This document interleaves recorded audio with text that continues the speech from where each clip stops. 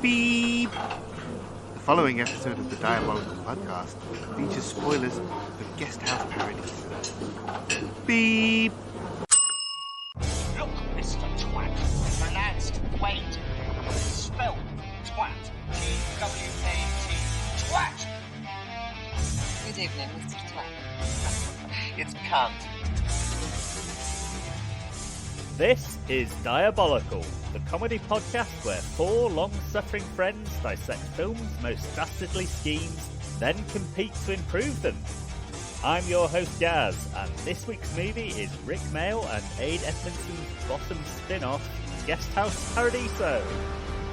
So, Peril Pals, do not answer the door to the gas man, but do put on your best rubber-studded underwear, because it's Wednesday, you know what that means. Let's get diabolical!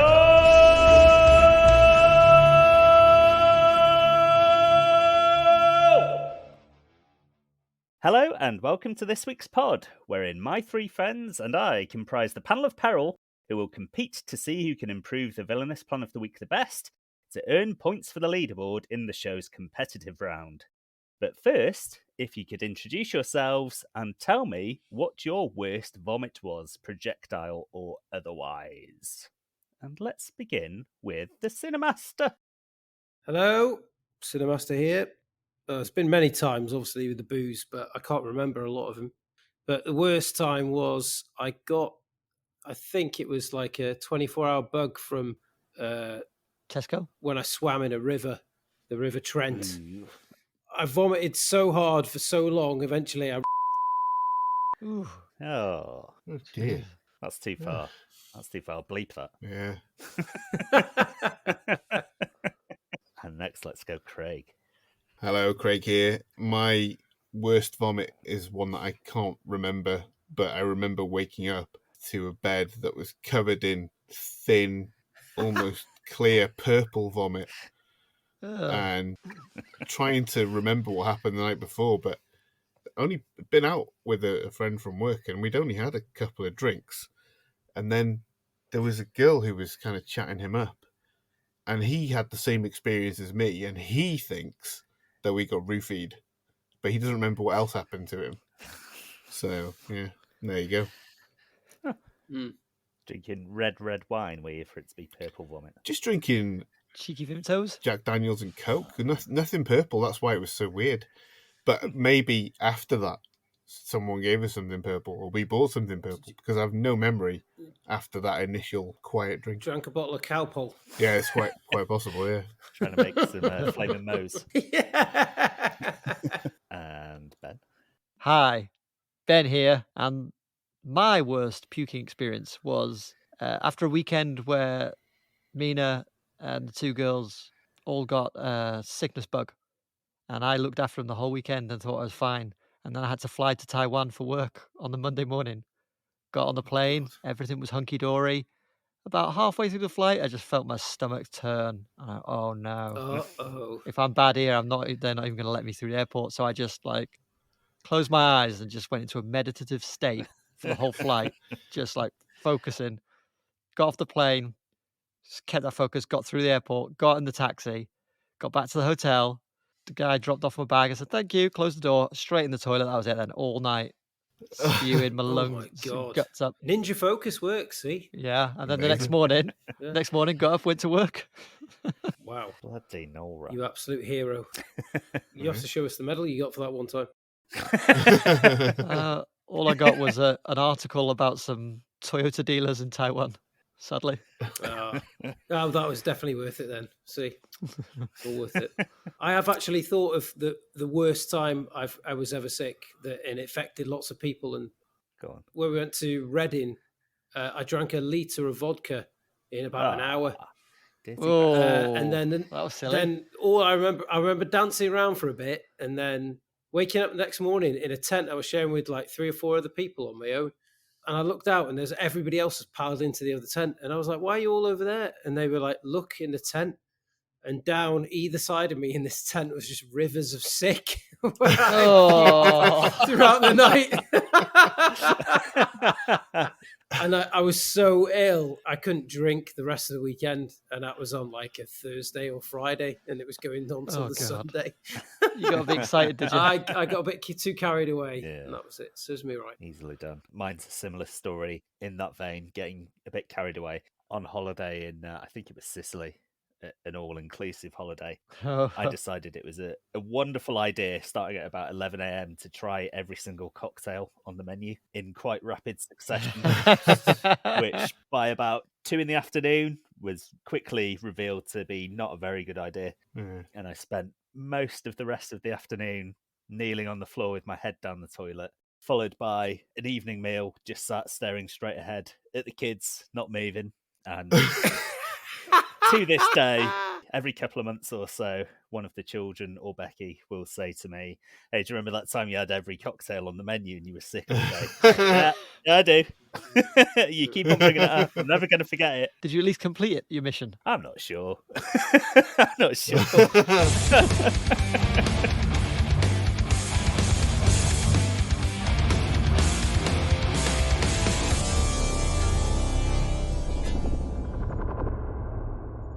House Paradiso was released in 1999 and written by longtime comedy duo Mayall and Edmondson whilst Rik was convalescing from a serious quad bike accident.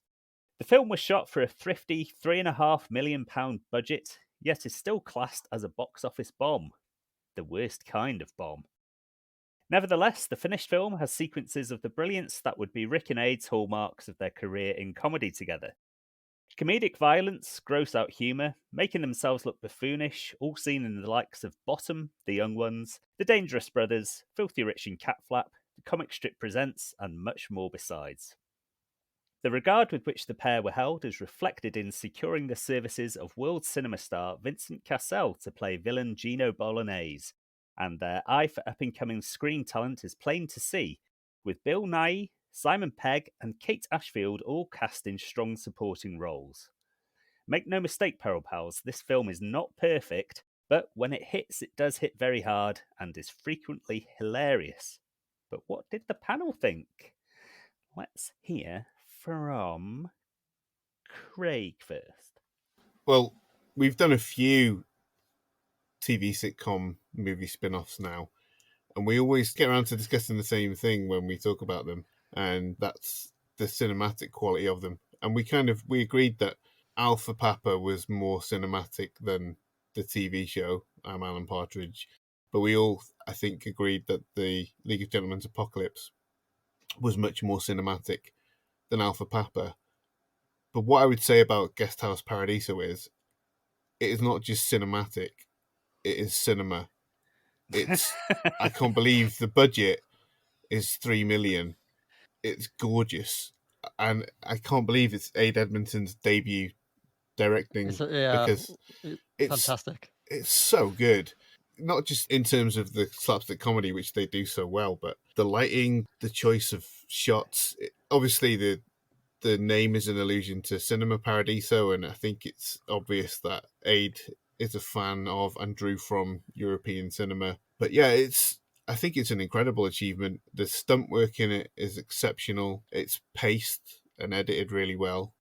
I think it hits more than it misses. I guess not every laugh was a huge belly laugh, but I just thought it was fantastic. The best of the TV sitcom spin-offs for me that we've seen so far.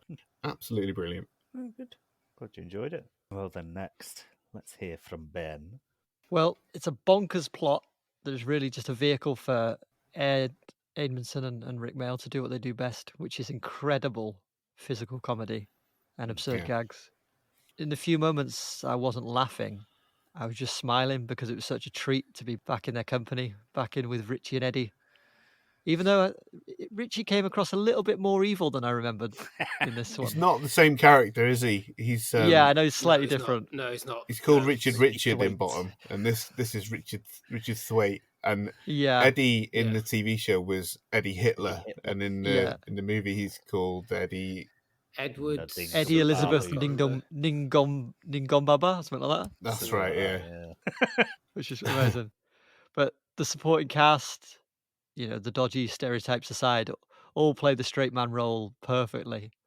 And for the most part, for a film that's put together on such a tight budget, it punches well above its weight. So overall, it gets a out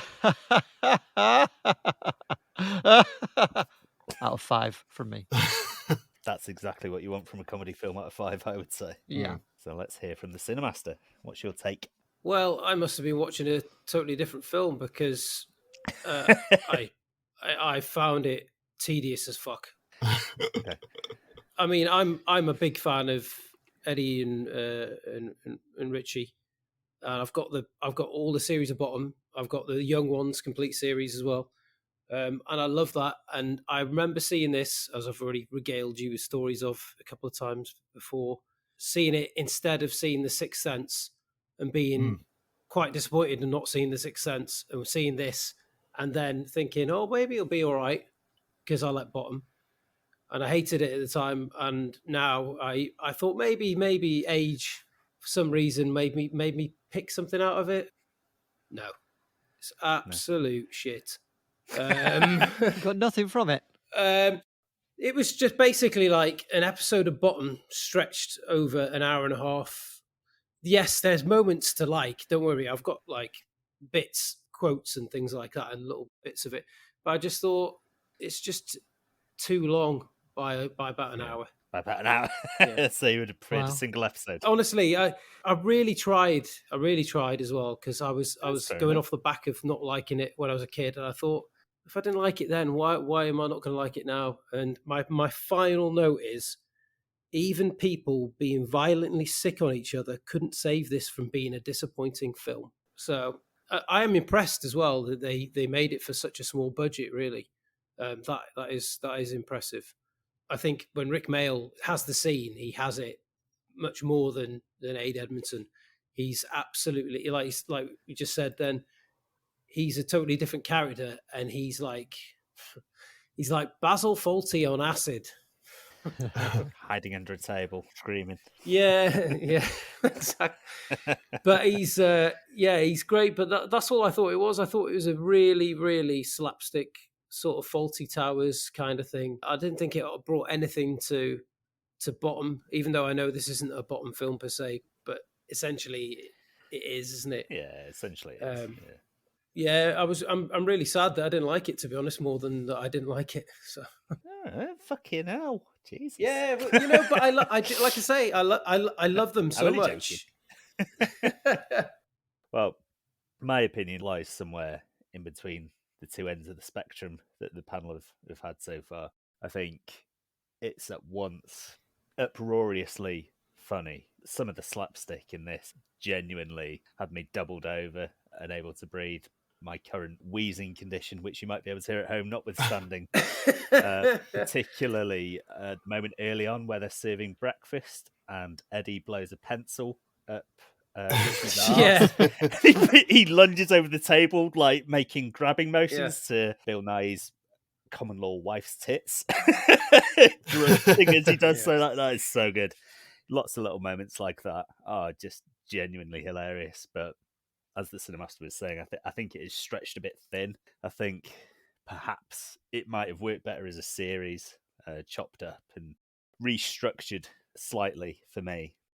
But it is, as Craig said, an incredible achievement for Ade Edmondson in today his only directing gig.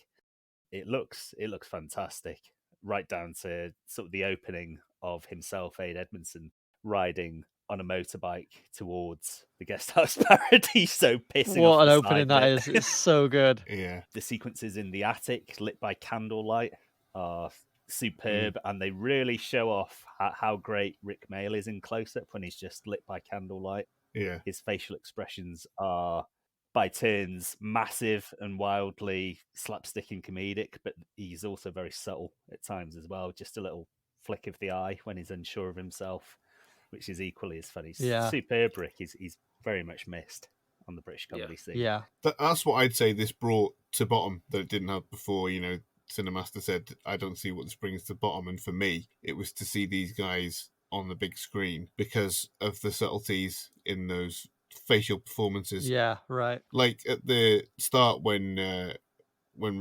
Richie is on the reception desk of the hotel and Bill Nighy's saying there's no waiter in the restaurant, and just dead tight close up on Rik, and you can see all the smug self-assuredness going on in his face when he's making fun of him for not understanding how a restaurant works, and then how it all washes away when he realizes the guy's not there. Brilliantly subtle performance, which is an odd thing to say about such a caricature slapstick character, but yeah, I think they both acquit themselves really well as film actors in this. Agreed. It's what everybody always used to say about Rik, isn't it? That he just, anything that he was in, he would steal it. Yeah. So his two appearances in Blackadder as the two versions of Flash Art absolutely stole the episode every time. His guest spot on Jonathan Creek as Detective Prick. Yeah. Absolutely classic. I think it's testament to him at the height of his powers that you and I, as I think 8 or 9-year-olds, religiously watched The New Statesman, which we must have had absolutely fucking no idea what it was about. Yeah. But just wanted to see Rik Mayall performing comedy and finding it genuinely funny. Yeah, definitely. What I thought about a lot about while watching this film was the live shows and how I preferred the live shows over this, because I felt the film was too sterile an environment sort of for them to really come to life and to make it their own. And I just think it was a bit restrictive on both of them, even though Rik Mayall still, when they say go a mile, he always goes a bit further. Ironic word to use, sterile, because I remember the description, in fact, for one of the live shows, like the blurb on the VHS box was violent, squalid, and downright hilarious. And one of the things that I loved about this film is how squalid everything is. Yeah. Everything looks dirty and terrible. Yeah. And although I think you're right, and it could have very easily been that way as a cinematic version of what they do on the stage show, I thought the way that they staged the slapstick, particularly the fight they have in the kitchen, was really quite visceral and really well done. Stuff like the pencil in the eye and the candle in the eye, Simon Pegg's nipple ring, made me wince. Well, they actually started writing this during the tours, right? When they were spending a lot of time in hotels.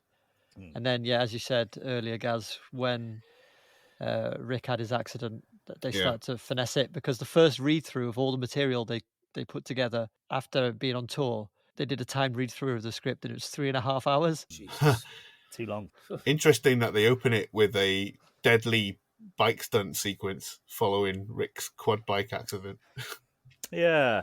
Well, that's the other interesting behind the scenes tidbit. Was the original idea was for them to co-direct the film, and in behind the scenes footage, test footage, particularly with effects, you can see Rik yelling cut and action. But after his accident, he just wasn't capable of multitasking in that way anymore, unfortunately. Right. So it does make you wonder how much, if anything, would have changed. Yeah. Had they co-directed it. Who knows? But I think from the footage I saw, Eddie Edmondson actually asked Rik if he could do it, and I don't know, how much was to do with the accident as well. But Eddie Edmondson went up to him and said, "Listen, I really want to direct this." And Rik said, "Go for it." There was another bottom TV series which Eddie Edmondson talked about recently on Desert Island Discs, which they would have made, which was based on, I think it's the number 3 live show, Hooligans Island, if they're marooned on a desert that's island. good, that. And he said it got commissioned by the BBC. They were ready to go, and he said Rik just couldn't write it anymore, so they had to abandon it after his accident. wow. He just couldn't do it anymore. So sad. Yeah, shame. He was running before he died. That's he was running quite a lot, wasn't he? And then he got back from after a run, wasn't it? And then that's when he had a heart attack. Well, that's why I try not to exercise.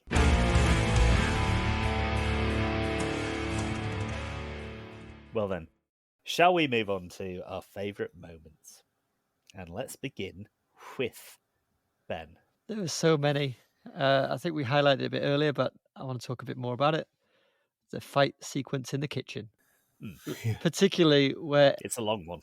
Yeah, particularly where Eddie puts his head through the hatch and then gets pulled in with the hooks. Because that was filmed backwards. He says the line backwards.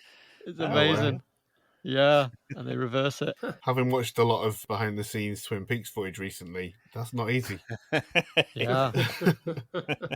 Oh, there's just so many great moments in that. It just goes on and on and on, and it's just Yeah. those two just doing what they're so good at. Yeah. Just battering the shit out of each other. Yeah. The guy who plays the chef, is he Spudgun? Yeah. Yes. Yeah. He's in Biker Grove or something like that as well, wasn't he? That guy. Oh, really? Something like that, a kid's show, maybe Yeah. Grange Hill. Right. My favourite bit in that kitchen fight is when Eddie clamps the old nutcrackers onto Oh. undercarriage. That is proper brutal. It's great that you get to see it dangling there first for a few seconds, like really padded out, so you know it's coming, and then kicking him in the nuts as well. Very funny. And next, let's have the Cinemaster. Well, I've got quite a few favourite bits, but probably the best bit was the big congealed sick ball that comes out of Gino Bolognese's mouth at the end in Indiana Jones style. This big loose skin cheeks dangling down.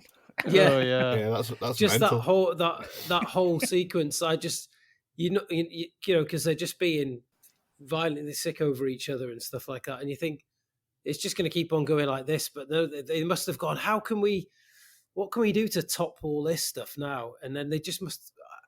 It's a stroke of absolute comic genius, I think. And then obviously it's a wink to the indie franchise and everything. So yeah, I really love that. And I'll just say another one of my favorite moments is when they go into Gina's bedroom with the salad undressed, and he's got a bottle of salad cream and a bottle of Mazzola as dressing. I just thought that was hilarious. I was pissing myself. That line is amazing as well. She says it's a very big hat. He says, well, you're a very attractive lady. And Richie's got like one of the little hats that you put on a chicken leg. Okay, Craig, hit us with your favourite moment/moments. My favourite moment is the opening motorcycle stunt sequence. I just think it's incredible. Stuff like him being asleep while riding the bike, falling over the side and hanging on like a cowboy hanging over the side of a horse. Yeah. Weaving in and out of the traffic. It's such a brilliant sequence. I can't even begin to fathom how he did it on that budget. At times, there's no way he's being dragged on the back of a flatbed or anything. There's definitely some real motorcycle driving going on there, and he's going fast as fuck. There's a stunt guy. You see that in the making of, which we should include in the show notes, by the way. Yeah, I'd like to watch the making of. I didn't realise that was available. That whole sequence is masterful. Like, just a brilliant piece of filmmaking and comedy. So I was blown away by it. Great way to open. How about the sequence where Richie finds Mr. Nice, played by Simon Pegg? He finds his wife's kinky orange bondage gear and then has to proceed to creep around the hotel, hiding in various places until he's inside a tiny chest of drawers trying to escape the room. And then I forget the sequence how they wind up in the kitchen, but he does eventually wind up in the oven with the gas turned on in the kitchen downstairs. It's a highly implausible turn of events, but it really is rather humorous, I have to say. But it's because it's domino effect. You don't really disbelieve it. Yeah, because it builds and builds and builds. It gets slightly more ridiculous each time. I love when he pokes the kid in the eye. Yeah, from the jaw. Proper spiteful person, isn't he? He hates those kids. Bloody hates them. Okay, let's unleash the torrent of favourite lines, and let's begin. You haven't gone first for a while.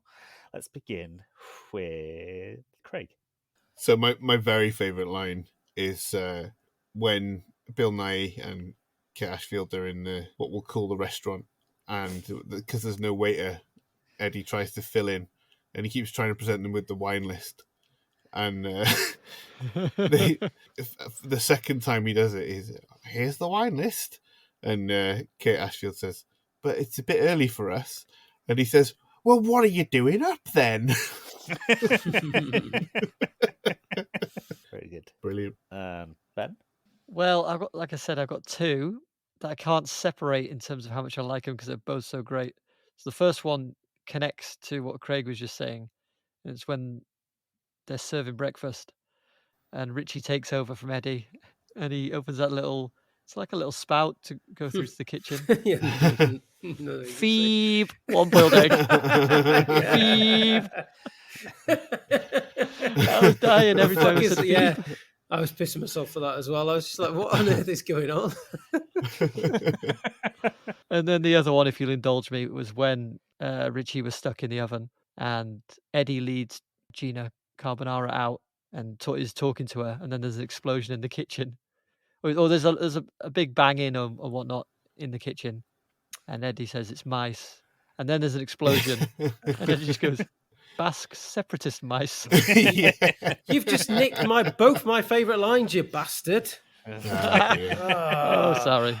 I had one, and then I had the other. I thought somebody won't pick two of them, and you just literally. Well, I'm happy to find out that we're simpatico. My backup of my backup is when Bill Nighy's bit on the side says, "Can I ask where your eggs come from?" He says, "Hens' vaginas," and it's just his delivery, the way he says it, and that shuts her up. I think the key to that is he's trying to be helpful, isn't he? That's his best possible answer. Well, my first line is, as Richie is leading Bill Nighy and Kate Ashfield down the stairs to breakfast, Richie says, "I trust you washed?" And Nighy replies, "The water was cold, actually." And Richie replies, "That's no reason not to wash. We British invented the cold shower to stop people masturbating."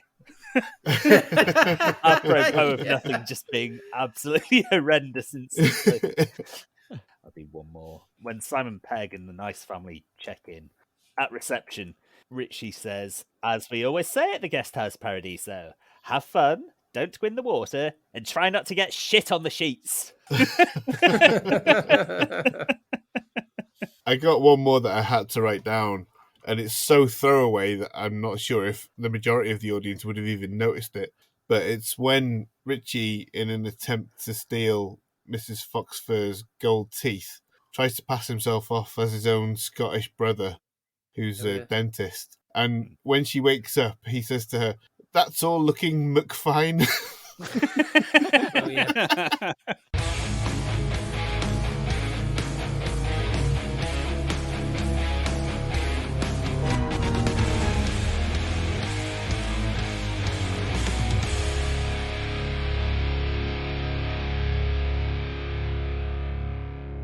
In Guest House Paradiso, ex-race car driver turned drug smuggler Gino Bolognese tries to win the hand of the lover who jilted him, Gina Carbonara. In order to do so, he barges into the guest house, threatens Eddie with physical violence if he doesn't make him a romantic fish supper, and insists on 3 prostitutes being sent to his room immediately after convincing his betrothed to seal the deal with him. So, pretty shit plan, eh? It's barely a plan, if we're being honest. It's a very tenuous link to include it in this podcast. Yeah. Yeah. Nah. But I'm glad you did. Yeah. Just to pull the curtain back for the Peril Pals at home, when I first mooted to the rest of the panel that I was going to choose Guest House Paradiso, but I didn't think there was a villain in it. It'd been a while since I'd seen it. We just said, we'll just make Eddie the villain. So an actual villain, at least, in Gino Bolognese. Yeah. And then on reflection, if there hadn't been Gino Bolognese, Richie would have been the better fit for the villain, I think. Yeah, that's true. Or maybe the company that's covering up all of the toxic waste dumping. That's true. Yeah, that's that's pretty a good good too. one. Yeah. With their cock and balls power plant. Yeah. I thought it looked like the background image from The Little Mermaid that everybody goes on about. The cock and balls in the background of that. You have to include that in the show notes. Yeah, I've never heard that. I've never heard of cock and balls in Little Mermaid. Haven't you? Do you just go around watching Disney films looking for cock and balls? Yeah, it's a hard job, but someone's got to do it. Misspent youth. So how does Gino Bolognese's scheme rate on the broccoli scale, then? Well, I think you've summed it up well. There's no plan there whatsoever. He's just driven by his libido. And so he gets the lowest rating of 1 floret of broccoli. Nuclear green broccoli. perfectly. Seasoned with Parmesan cheese. Fancy. Before we go any ruddy further, thank you very much for listening to our show so far. Do remember, if you like what you hear each week, please subscribe, leave us a written review, and follow us on Apple Podcasts if you're able. It is the best platform to help us grow the podcast, and you Peril Pals are an important part in that process. If you aren't on Apple, rate us on your provider of choice and follow us on socials at DiabolicalPod.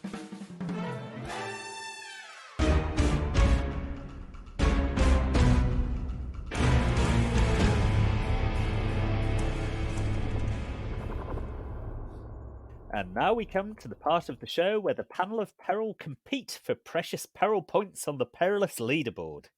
Each member gets 1 vote, which will equal 1 point on the board. But do remember, you cannot vote for yourselves, you saucy babies. Our task this week is to win the heart of Gina Carbonara and leave Guesthouse Paradiso a free and married man. So, let's do this! And we shall begin this week's Perilous proceedings with Ben.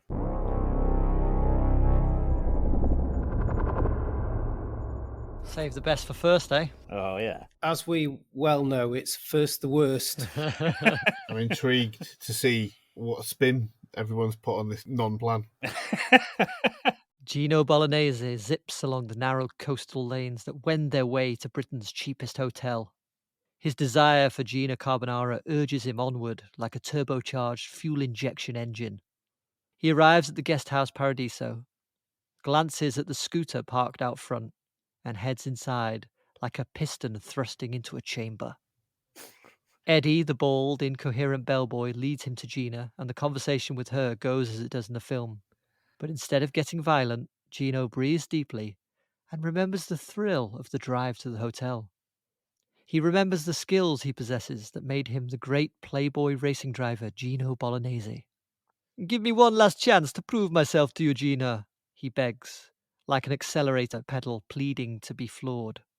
He dashes from the room like a fast car and finds Eddie. "I need your help," says Gino, flashing a wad of crisp banknotes. "I will pay you £185 to let me race you. You on your scooter, me in my Ferrari 360 Modena." "Righty dokey, Skip." Eddie snatches the cash and grabs his helmet. The race is on. All of the hotel guests gather outside to watch. A murmur of nervous flatulence fills the air, just like the pits at Monza. From his Ferrari, Gino's headlamp-like eyes survey Eddie, who sits cross-legged on his scooter, a martini in hand. Richie, the hotel manager, waves a large pair of stained Y-fronts in lieu of a checkered flag, and it's go, go, go. Gino shoots into the lead, gliding round the bend with the assured skill that made him a star. He glimpses Gina swooning in his rearview mirror, while Eddie chugs along behind, scooping the dust from his cocktail. Unsurprisingly, Gino wins by a Mongo mile, and Gina can't help but run to her victorious lover, flinging herself into his arms like a seatbelt. "Oh, Gino, you are wonderful," she exclaims, like a well-maintained manual choke. "It was our love that powered me to victory," says Gino. "Now let us marry so we are never apart again."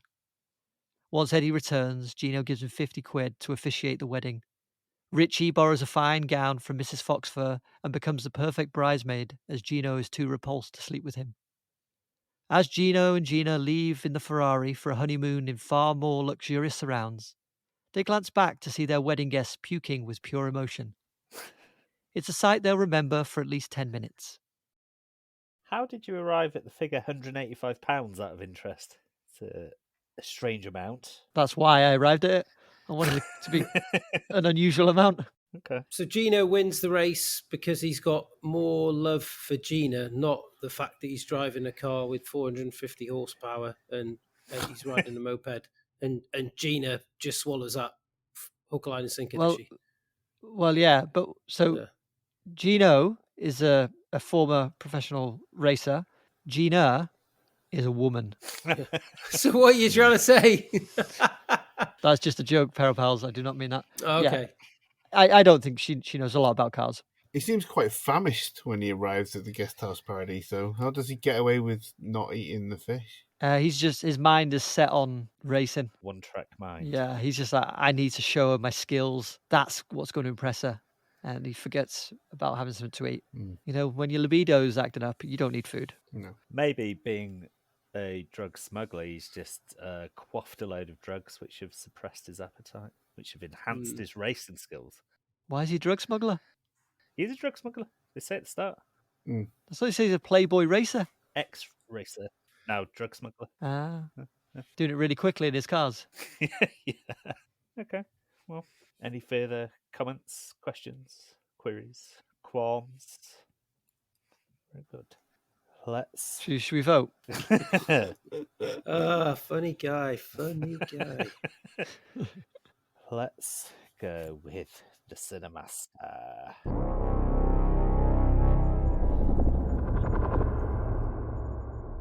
Gino loves getting angry, but he hates some of the things it makes him do.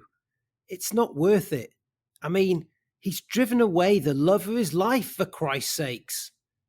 His friend, Dave Linguini, suggests Gino sorts himself out and deal with his anger if he is to win the heart of Gina for good. He tells him about a self-help book that has helped himself to get a handle on these issues.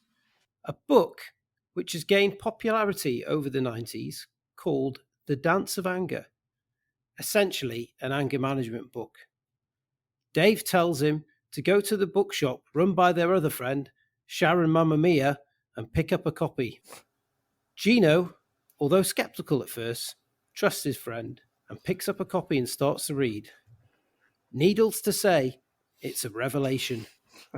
As Gino sips espresso in the piazza, he flies through the chapters and puts its lessons to good use.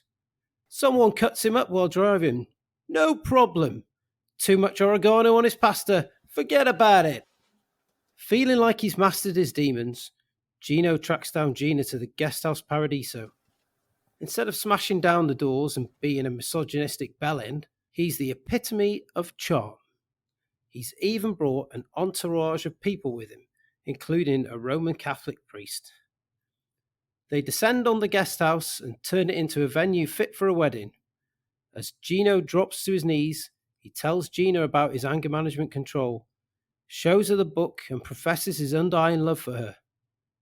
Gina can see in Gino's eyes, by the swarm of people transforming the guest house, that this time it's different. His normal approach of aggression and violence is gone.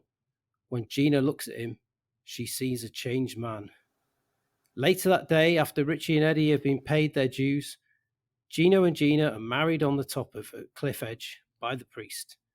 And for the wedding dinner, this time, fish is definitely off the menu. So what's on the menu? Catering outside. What was the name of the caterers? Gino Ginelli. Ice cream or pizza Italian. That was in the first draft of my plan. Gino Mine too. Mine too. I just lent into the Italian stereotype instead of... Do you know what else was in my first draft? Oh, Gino. Is Vienetta Italian or what? Must be Venetian. Yeah. Here's my question for you, Cinemaster, on your plan. Yes, please tell me. Do you think someone who I would say is quite a misogynist, like Gino Bolognese, would read a woman's guide to changing the pattern of intimate relationships, like The Dance of Anger? Yes, because he's in love with her, but he is also in love with being anger that he's torn in two. And that love for her overcomes his anger and seeks him to seek like this anger management stuff that changes him enough to see his errors of his ways, for him to correct that, and then for him to go searching out for his love. Torn into like Tommy Wiseau in The Room. Yeah, but in a more convincing way. Like Frankenstein Casanova. Blessed disciple of Hippocrates. My heart is torn in two. Yeah. Why does he bring a Catholic priest? To get married. They get married in the film, though, don't they?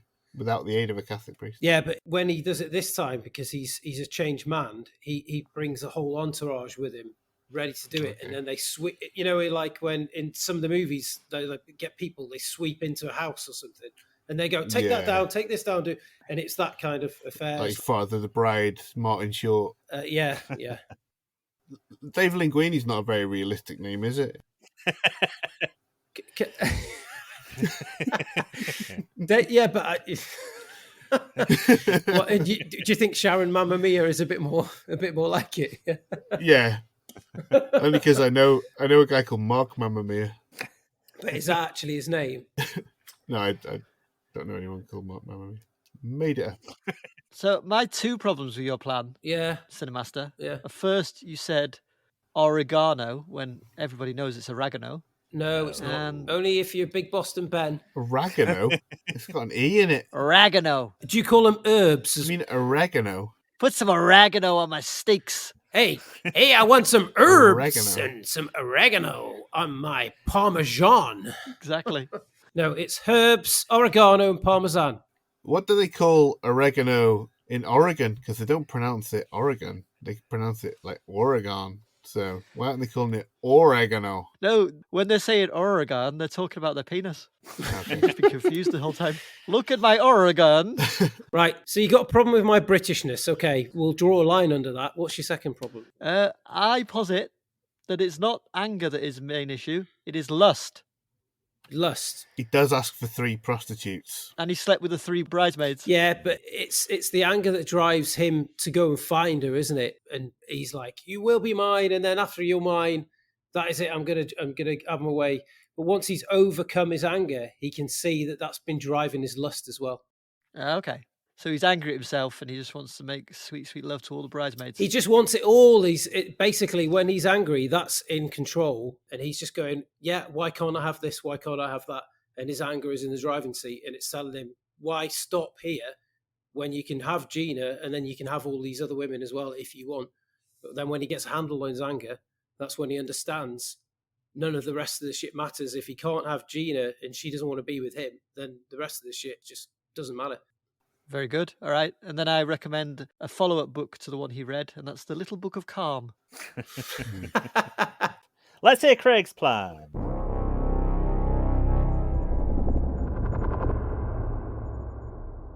Gino Bolognese is a thoughtful, nuanced, and accurate depiction of an Italian man. As such, his behaviour is driven by overwhelming urges and ungovernable passions. His rage burns with the fire of the Mediterranean sun.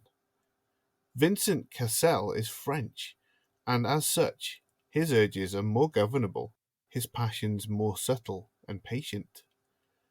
We know Guest House Paradiso is a meta work, because both Richie and Eddie break the fourth wall to acknowledge the audience.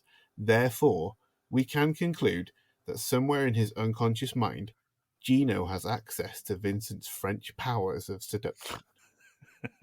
Therefore, when Gino learns that his fiancée Gina Carbonara is staying at Guest House Paradiso, while his primary instinct drives him to storm in ragefully and take her by force, his French conscience reminds him, "L'amour est un oiseau rebelle, que nul ne peut apprivoiser, et c'est bien un vent qu'on l'appelle, s'il le convainc de refuser." And so, before reaching the hotel, Gino makes a quick stop to purchase supplies for a romantic French meal. When he greets Eddie, instead of assaulting and threatening him, he kisses him warmly on each cheek.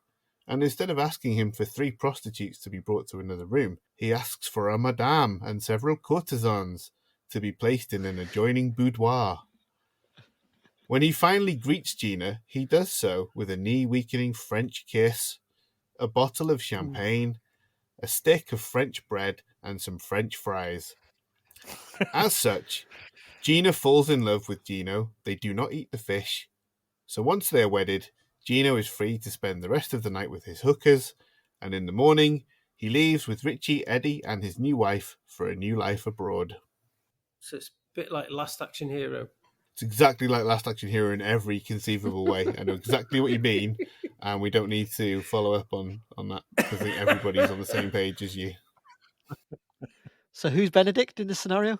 Oh, I see what you're saying. Yeah, because he knows he's in a film. Yeah, I suppose so. Yeah, unconsciously, whereas Richie and Eddie are much more conscious of it because they're able to perceive the audience. So also, Gina, the actress that played Gina, she's also French.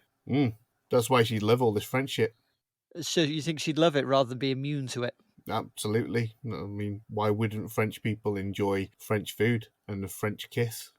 It's their thing. Yeah, maybe so. The French also get children to tread their grapes and put antifreeze in their wine as well. So. Yep.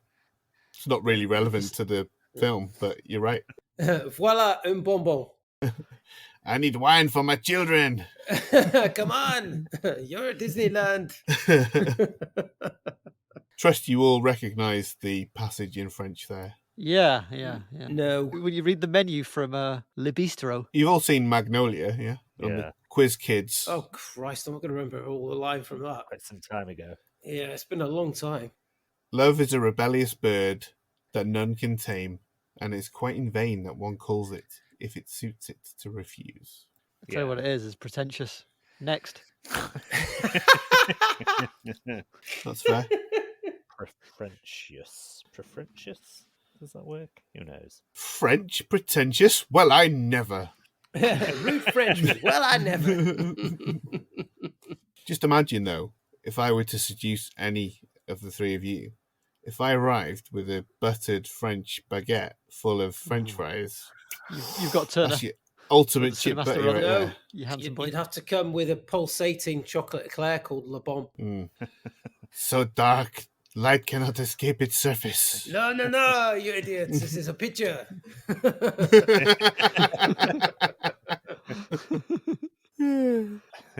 Well, then, let's move on to the final scheme, which is my scheme.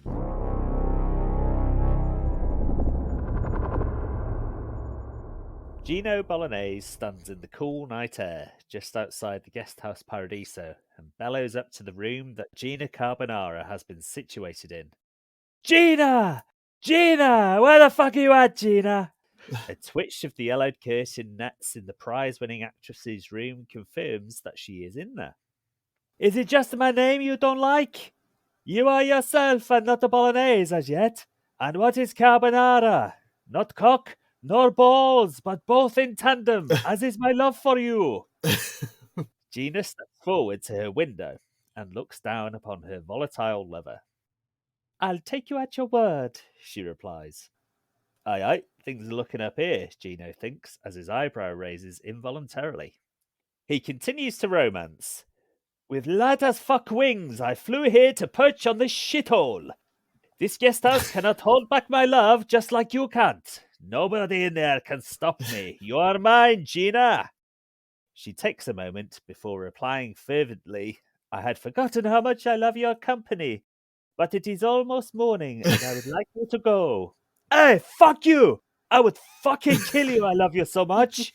Kill you, as it kills me to part with you. Oh, Gino, parting is such sweet sorrow. See, it's a pain in the fucking ass, isn't it? So come down here and let's go to Scotland and tie the fucking knot. They do, travelling to that place where people elope when they're underage, getting married, or without having to deal with Richie Twat or Eddie Elizabeth Ndingombaba. Bellissimo. So I've done Romeo and Juliet. Is it Granite Green or something like that? Was it Greenwich Green? Granite Green? Oh, where people elope to? Yeah. Gretna Green. Yeah. Gretna Green. Gretna Green. We all knew it. Reminded me of Pop from League of Yeah. Even writing it. I thought, I'm just going to sound like Pop reading this. I knew it from the start. So basically, Gino doesn't change and it's Gina that changes, essentially. I don't think she changes either, right? He doesn't go into the hotel. That's the big difference. He just doesn't go in the hotel, so he can't eat. Yeah. Yeah, doesn't go through Eddie. Through force of nature, he just changes her. Well, she agrees to marry him anyway. She only really properly goes off him after he tries to rape her. So if he takes her away from the guest house before that happens, Yeah, he's untethered the situation from its inevitable conclusion by changing the location Venue. of the marriage. Mm-hmm. So there. Moving on.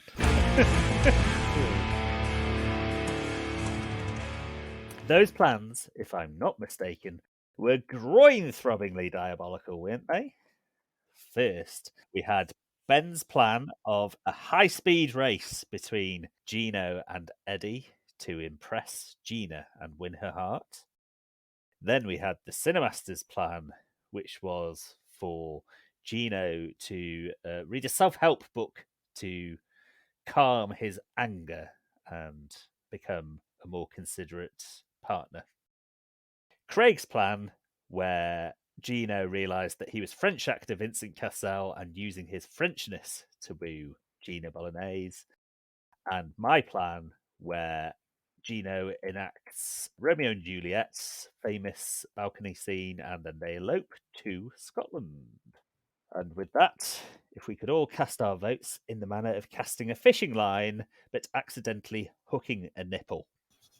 Does that reference work in this context? I don't know. I mean, if it doesn't work in this context, in what context could it work?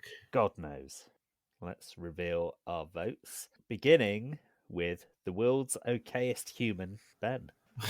I have voted for the Cinemaster's self-help book. Very good. Well, in that case, who did the Cinemaster vote for? I voted for the plan that made me think a little bit, and it was a little bit Tenet, a little bit Inception, and a little bit Last Action Hero, which was Craig. Ooh. One for Craig, one for the Cinemaster. So, who did Craig vote for? I voted for the plan that I appreciated. It used a bit of the lore, the backstory of the character, and had a bit of thought behind it. Ben. Yay. Oh, for Ben. And the final vote from me also goes to one of the three people who've already got votes. Oh, shit. That person will be revealed after this break. It's the Cinemaster! Oh, that spiced things up at the top. Cinemaster. Oh, so spicy. So... What was that note on my plan there? Craig just becomes French. Oh, is that all you thought of? Craig spent 10 minutes on that plan. Come on, guys. And after this week's round, the scores now stand at, in the lead with 19 points is Craig. In joint second place with 17 points apiece is the Cinemaster and my good self. And bringing up the rear as per usual with 11 points is Ben. Here I come, boys. I'm a chasing you. You do realise once it's mathematically impossible for me to catch up, I will be not attending any further recordings. Yeah. That's all right, because I've been practicing my impersonation of you, and what I plan to do is just fill in for you, but like really poorly to just ruin your reputation. Oh, that great reputation I've built up over the years. You were our first winner, but yeah. Oh, you're going to get dragged through the mud at the end of this season. Oh yeah, boy! If you don't win this season, you've pretty much proved it was a fluke. Yeah. That will do us for another dose of the truly diabolic. But we shall return for episode 77 in 7 days' time. The Cinemaster will be sitting in the hot seat with his film of choice, which I'm assuming will be 7. Could be. It could be lucky number 11, maybe. Oh. 7 Samurai.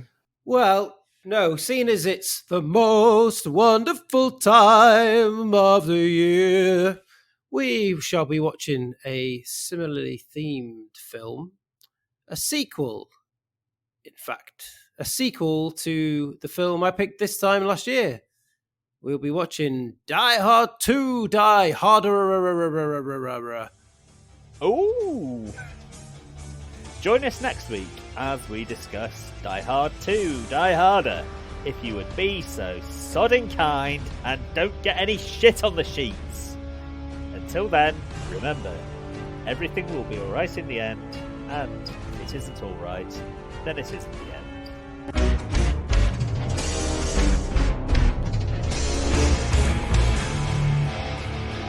Take home a Gino Ginelli ice cream or Piazza Italia, tropic fudge and chocolate, mint choc chip, tutti frutti, what a cutie. Take a Gino home with you. Very good.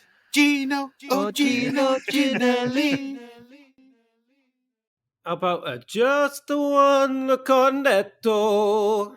Give it to me. Give it To me. Delicious ice cream. You Delicious must ice be cream. joking. From It costs Italy. £1.63. Imagine, it'd be a bargain now. How much is Cornetto now? Gotta be Over £3. Cornetto. £3 for a Cornetto. Yeah. It's about So Yeah, but you fucking just buy- prestige ice cream, innit? Supermarket ice cream you buy now, don't you? You just buy whatever it is, Asda Netto. Yeah. Jesus. Cornetto. And it's shaped like a dick. That's better. family favourite.